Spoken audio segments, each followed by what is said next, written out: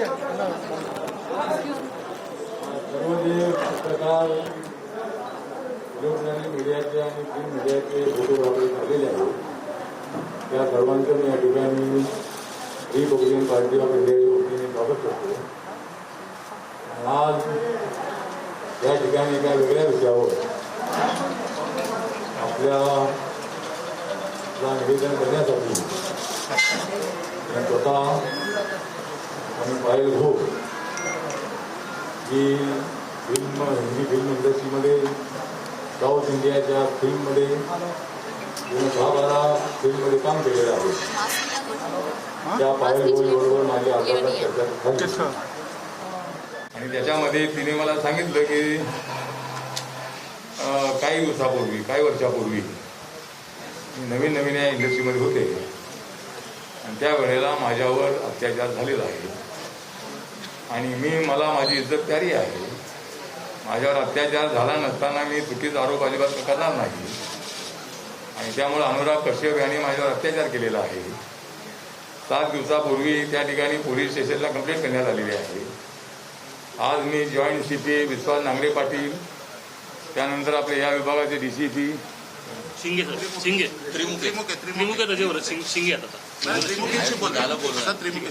त्रिमुखे आणि पोलीस स्टेशनचे सिनियर ठाकूर साहेब या ठिकाणच्या सोबत मी चर्चा केलेली आहे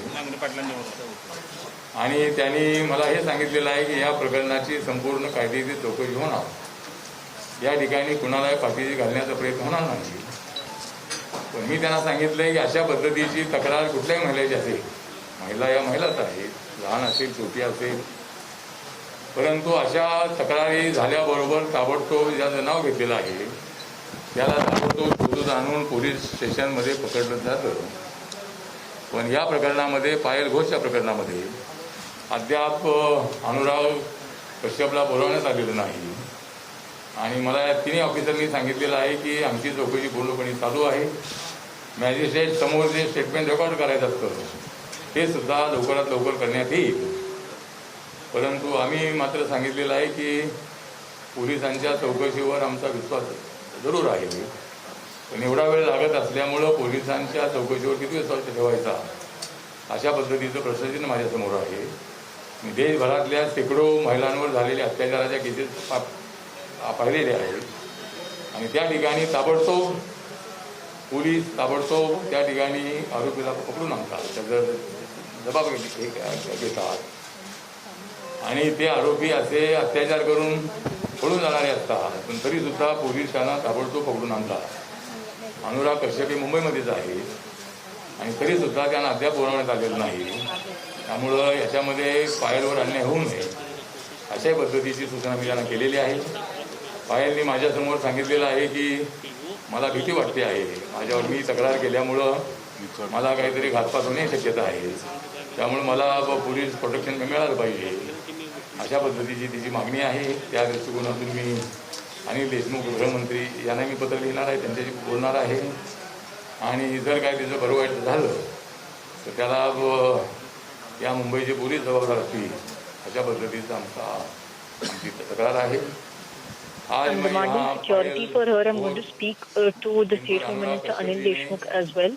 कुछ साल पहले अत्याचार किया था और अपनी इज्जत हर एक को प्यारी होती है, लेकिन अपने इज्जत का दाव लगाकर दूसरे लड़कियों को, दूसरे फिल्म एक्ट्रेस को इसी तरह का अनुभव ना आए, इसलिए उन्होंने डेयरिंग करके कंप्लेंट की है और अनुराग कश्यप ने मेरे ऊपर अत्याचार किया था, एक कबूली जवाब इन्होंने पुलिस थाने में दे दिया है और बहुत सारी फिल्म एक्ट्रेस बोल रही कि भाई अनुराग कश्यप अच्छे हैं, उनके लिए अच्छे हो गए, लेकिन पायल घोष के लिए अच्छे नहीं है.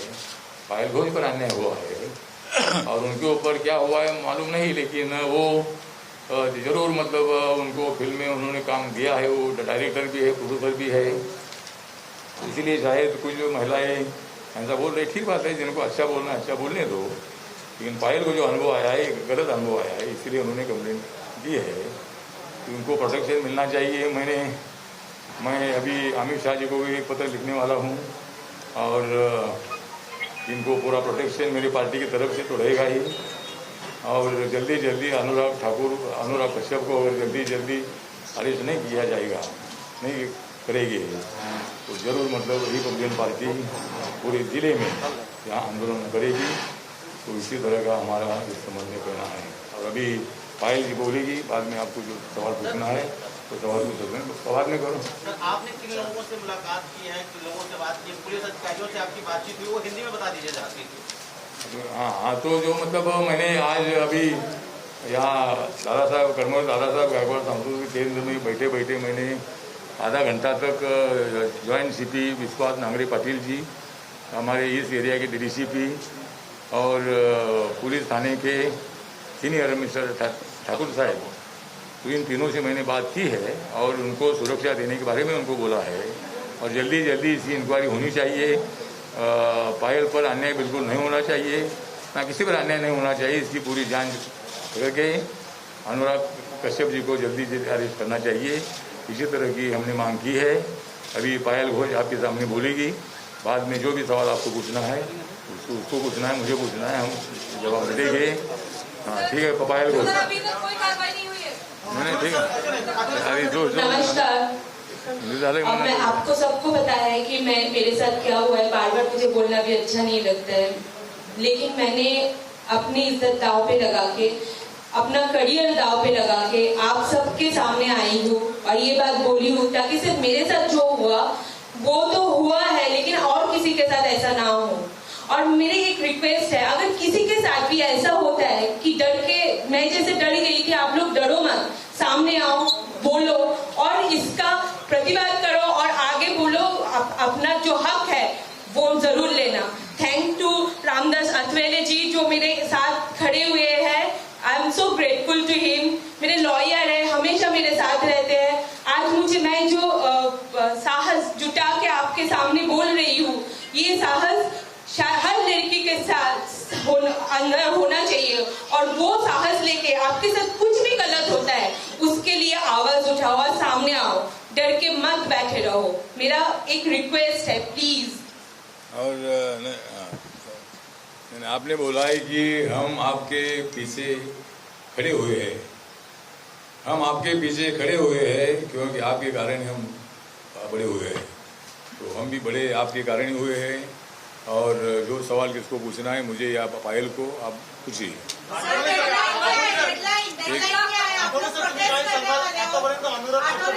नहीं अरे क्या, हाँ नहीं, डेडलाइन तो अभी 7 दिन हो रहे हैं, तो ऐसे केस में महिलाओं का ज्यादा सुनने का कानून है। अगर कोई महिला बोलती है, हाँ तो गिरफ्तार कब हो गए पुलिस को मालूम है, लेकिन जल्दी गिरफ्तार होना चाहिए, हमारी मांग है। कितने दिनों का दे रहे हो आप लोग पुलिस को एक्शन लेने के लिए? What is the ultimatum you are giving to officer? Ultimatum, we are giving the ultimatum within 7 days.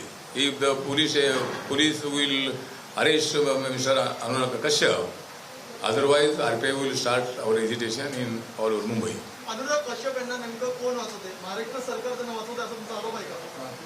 नाही, अनुराग कश्यपला कोण वाचवतंय वगैरे असं काय आमचा आरोप नाही आहे, पण एवढा वेळ लागू नये. आमचं म्हणणं असं आहे की कुठल्याही महिलेवर असा बलात्कार झाला आणि तिनं कंप्लेंट केली, 2-3 दिवसामध्ये आरोपीला तो कुठे पळून गेला तरी त्याला ताबडतोब पकडण्याची पद्धती म्हणा किंवा तेवढी पोलिसांमध्ये हिंमत असते.